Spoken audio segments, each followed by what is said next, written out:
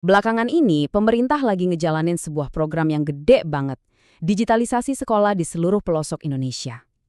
Tapi mungkin banyak dari kita yang bertanya-tanya, kenapa sih harus sekarang? Dan apa yang bikin ini jadi begitu penting sampai jadi prioritas nasional? Yuk kita bedah bareng-barang. Oke, jadi dalam beberapa menit ke depan, kita akan kupas tuntas semuanya. Mulai dari, emangnya masalahnya apa sih? Terus gimana cara pemerintah ngatasinnya? Gimana implementasinya di lapangan? Sampai ke tujuan jangka panjangnya buat masa depan Indonesia. Nah, untuk ngerti kenapa program ini jadi sangat krusial, kita perlu mundur sedikit dan lihat dulu akar masalahnya. Apa sih yang jadi pemicunya? Pasti banyak yang mikir, ini kenapa sih kok kayaknya buru-buru banget soal digitalisasi? Jawabannya, ternyata ada di data yang jujur aja cukup bikin kita semua khawatir. Ini dia nih pemicu utamanya. Bayangin, anak-anak kita itu kehilangan kemajuan belajar setara 5-6 bulan. Pandemi kemarin itu benar-benar kayak ngebuka boroknya sistem pendidikan kita. Ini jadi tamparan keras yang bikin kita harus gerak cepat. Dan ternyata, masalahnya bukan cuma karena pandemi loh. Coba deh lihat grafik ini. Skor PISA kita, ini buat ngukur kemampuan dasar literasi, numerasi, sama sains, itu konsisten ada di bawah rata-rata internasional.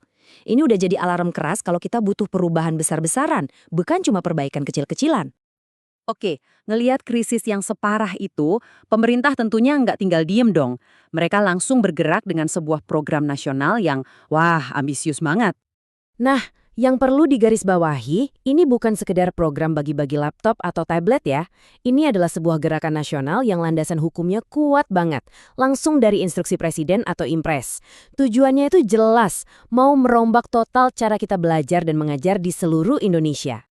Jadi program ini tuh kroyokan, nyerang dari 4 sisi sekaligus. Pertama, infrastrukturnya dibenahin, pastiin semua punya alat dan koneksi internet. Kedua, platform belajarnya disatuin biar gampang diakses. Ketiga, dan ini penting banget, gurunya dilatih biar jago pakai teknologinya. Dan terakhir, konten belajarnya dibikin yang seru dan relevan sama zaman sekarang. Terus, gimana caranya rencana segede ini dieksekusi di lapangan? Nah, strateginya itu ditopang sama 3 pilar utama. Biar gampang, bayangin aja kayak bangun rumah. Pilar pertama, siapin dulu peralatannya. Ada papan tulis interaktif, laptop, dan Chromebook. Pilar kedua, kasih isinya, yaitu konten-konten digital yang seru. Nah, pilar ketiga yang paling krusial, orangnya harus dilatih. Para guru harus dibekali kemampuan biar teknologi ini benar-benar kepake, bukan cuma jadi hiasan di pojok kelas. Oke, dari kebijakan, sekarang kita intip langsung ke ruang kelasnya. Gimana sih rasanya buat guru dan murid sehari-hari? Apa beneran beda? Nah, ini dia kesaksian langsung dari guru di lapangan. Dengerin deh, perubahan yang paling kerasa itu semangatnya, antusiasmenya. Kalau format belajarnya macam-macam dan interaktif, murid jadi nggak bosen. Mereka jadi partisipan aktif, bukan lagi cuma pendengar pasif.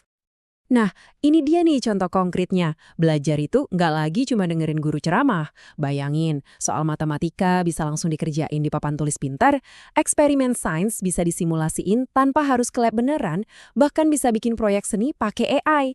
Kelas itu jadi kayak taman bermain buat eksplorasi ilmu.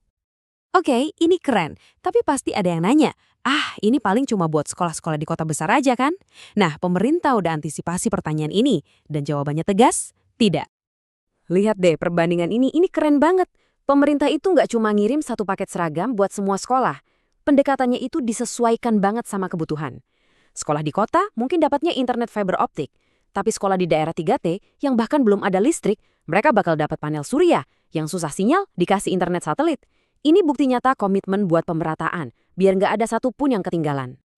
Oke, semua upaya besar-besaran ini ujungnya mau kemana sih? Program ini tuh bukan tujuan akhir, tapi lebih kayak fondasi buat sebuah visi nasional yang jauh lebih besar. Jadi, yang paling penting buat kita ingat, teknologi ini cuma alat, cuma jembatan. Tujuan utamanya, goal besarnya adalah membangun manusianya, mencetak generasi emas yang nanti di tahun 2045 siap jadi pemikir kritis, inovator, dan pemimpin yang bawa Indonesia maju. Ini kan investasi jangka panjang yang pertaruhannya gede banget ya.